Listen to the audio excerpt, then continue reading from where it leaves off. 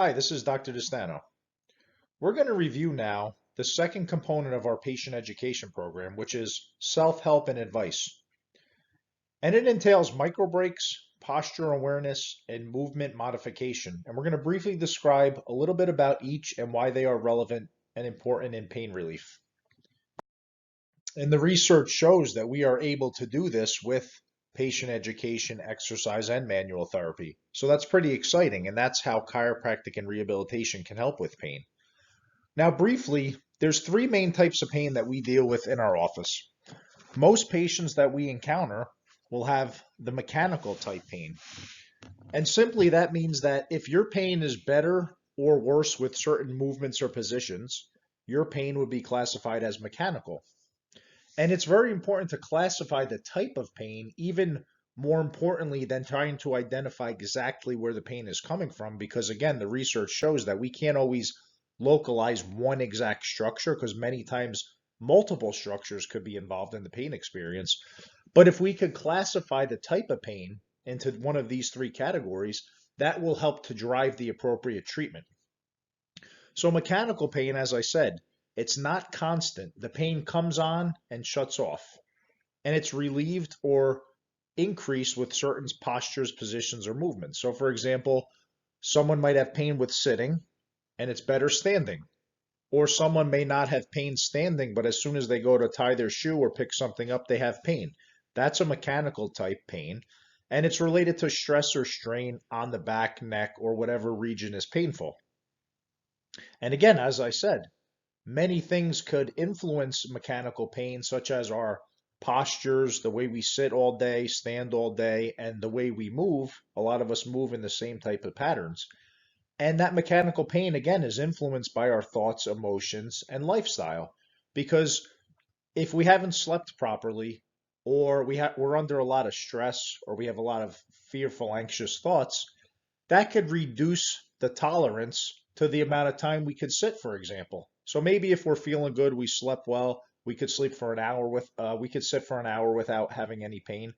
But if we didn't sleep well, we're under a lot of stress, we have a lot of things going on in our life, that same pain we could actually feel 20 minutes into sitting instead of the normal hour or 2 hours, because we know lifestyle and emotions and our thoughts matter. Again, as does the postures, positions, or movements that we regularly engage in. So all those factors play a role in mechanical pain. So if you think about hold your finger out straight, you don't have pain. Bend the finger backwards, we feel pain. And then as soon as we relieve the pressure on the finger, the pain is gone. So that's an example of a mechanical type pain. And the only solution for mechanical pain is exercise, movement therapy, and education. Because if we go back to the bent finger analogy, if I'm bending my finger backwards, no amount of medication or surgery is going to help to relieve that. And no, if I take an x-ray or an MRI of my finger, no matter what the x-ray or MRI shows, the clear solution is to stop bending my finger backwards and to make my finger stronger to be able to tolerate being bent backwards. And again, so that's the same thing what happens with low back pain.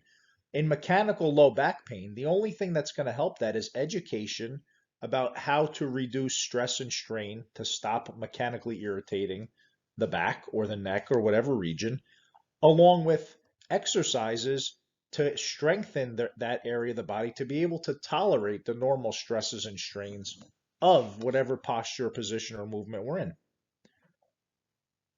The two other categories of pains which are less common are chemical pain and peripheral nerve pain. So chemical pain, think of if you sprain your ankle. The pain is associated with maybe bruising, swelling, redness. The pain is constant and it hurts with all movements. That type of pain responds well to brief rest, maybe some anti-inflammatory medication, maybe ice, and small gentle ranges of motion. And as the tissue or the structure that was damaged or injured heals, the pain should get better and better and better. And then peripheral nerve pain is associated with injury, inflammation, or damage to the nerves. And that's the classic sciatic type pain that we all know of. Shooting pain down the arm or leg associated with numbness, tingling, and weakness.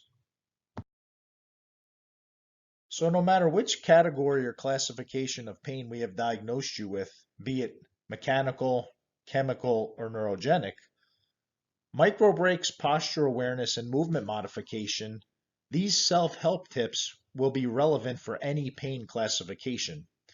Because even if we're not in pain, we need to add variety to the way we sit, stand, or move on a daily basis. Our nervous system, our brains, and our joints of our body crave variety. We like to have access to all different movements. And that's really how it should be. So we're not moving the same way, sitting the same way, standing the same way, or engaging in the same position for too long. Because eventually, if we do that and we don't have variety and we keep sitting, standing, or moving the same way for hours and hours on end, eventually that'll set us up for overuse type injuries or repetitive stress and strain type injuries. So we need variety to our routine. And that variety is really the key for self-help and natural pain relief, particularly with mechanical pain type syndromes. So prolonged and repetitive postures, positions, and movements will play a role in ongoing pain and can actually prolong a pain experience. To give you a good example, if you think about a cut on the back part of your finger, when I have that cut, I'm going to be careful about how I move initially. I know I'm not going to start bending my finger backwards or hold my finger bent backwards for a prolonged period of time because I know the scab will never heal. I may break the scab open and I will bleed. As the days go on and my finger starts to heal, I may move it a little more. I may not be as cautious with movements. And within 2 weeks or so, I can move my finger however I want. I can bend it however I want. I'm not even thinking about it in my daily life. Many times with back pain, neck pain, or joint pain, we're doing things that are feeding into the pain cycle. We're sitting or standing or moving in the very same positions that are quote unquote picking at the scab. And the tricky part is we may not be able to feel that immediately. Like I said, the cut on the back of my finger, if I bent my finger bent backwards or held it bent for a prolonged time, I'll know that immediately. But a lot of times with back pain, neck pain, or joint pain, we may be laying on the couch, for example, and have no pain. But then I go to get up from the couch, I get stuck, I'm in severe pain, now my back's flared up for the entire night. Or I may not have pain laying on the couch or getting up from the couch, but if I go bent down to tie my shoe or to pick something up, I feel severe pain, I get stuck, and now the pain's flared up. What we may not know or have a hard time grasping if we don't know better is that the way we were possibly lying on the couch and for how long we were lying on the couch in that position are predisposing us or setting us up for that pain when we get up from sitting or when we're standing up and then we go to bend forward. And a lot of times, if we change the way we're lying and if we're not lying there for too long, we will see that we could get up with a lot less pain or maybe no pain, or when we are up, we could bend nearly pain-free or with a lot less pain.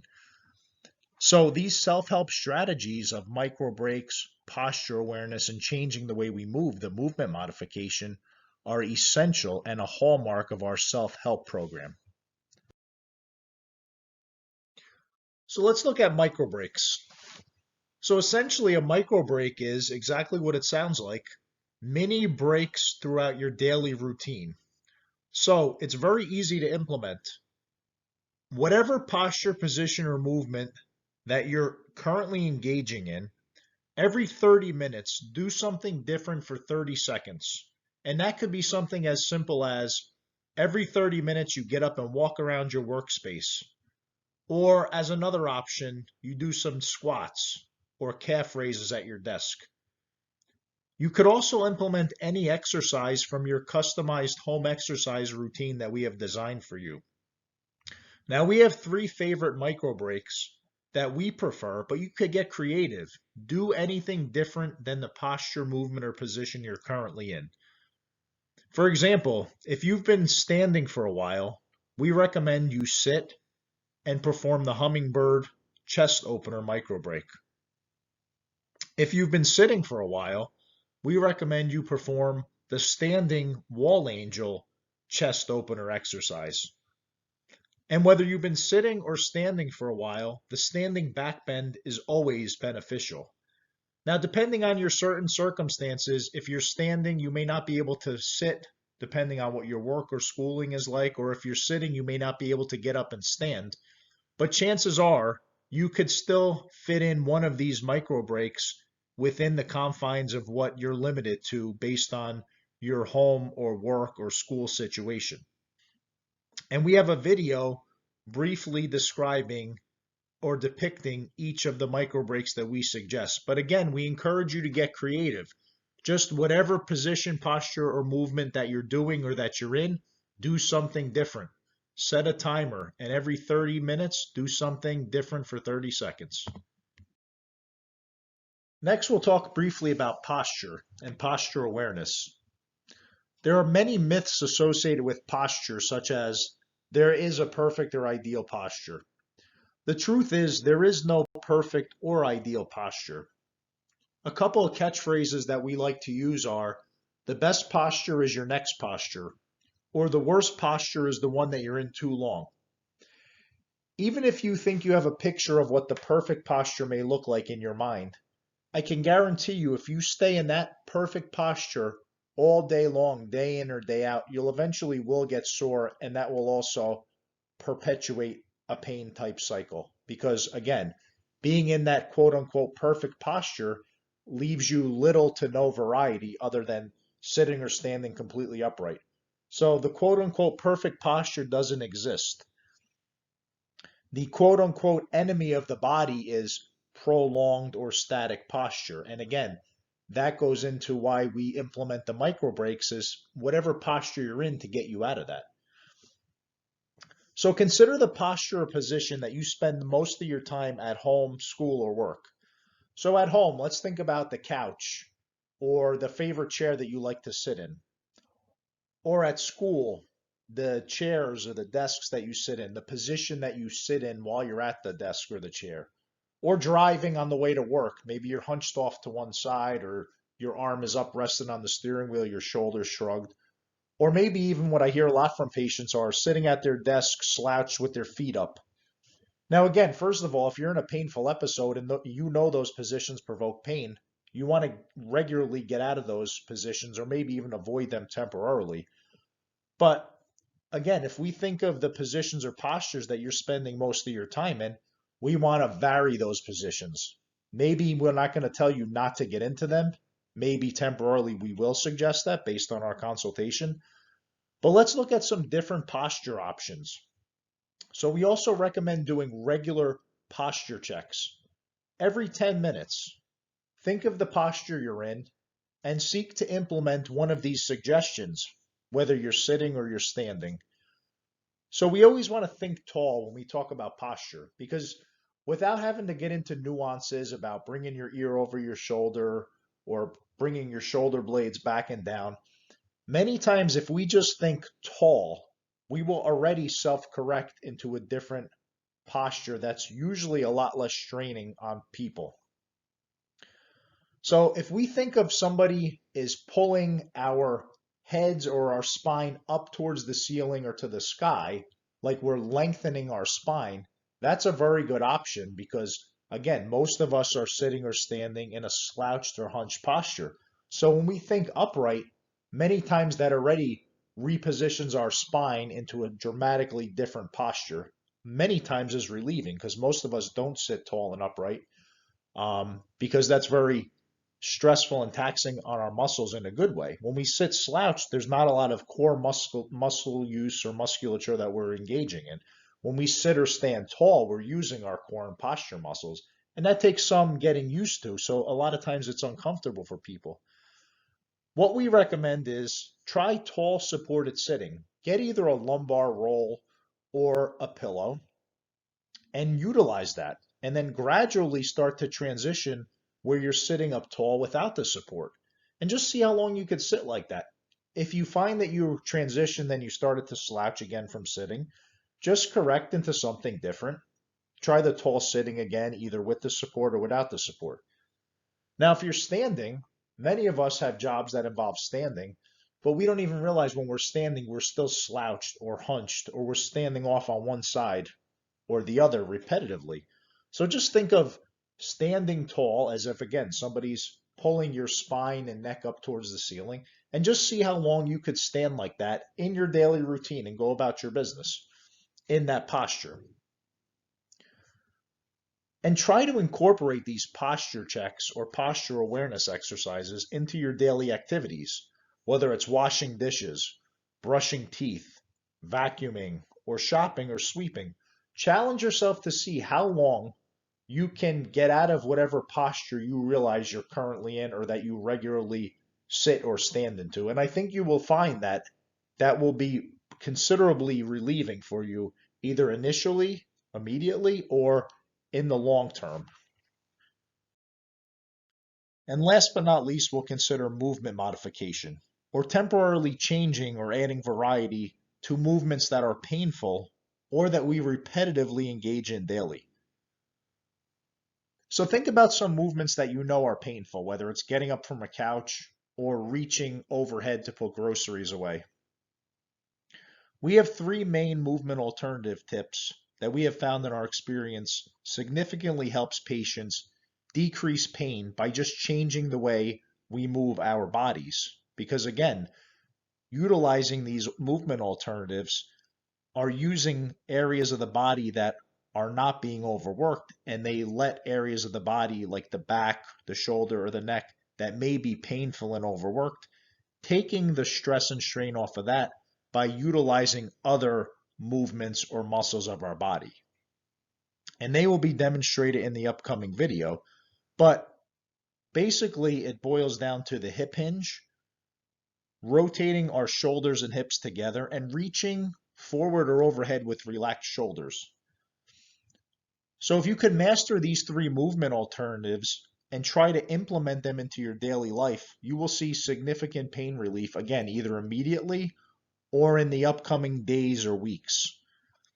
And most commonly, we tell patients to implement these with suggestions below, such as getting up and down from a chair or getting up and down from the floor, lifting objects from the floor, putting shoes and socks on or off, getting in and out of the bed and getting in and out of the car, sweeping, vacuuming, and putting groceries away. All of the examples I mentioned just previously, if you can incorporate one of these three movement alternatives, you will take stress and strain off irritated structures of your spine or joints, and you will feel better.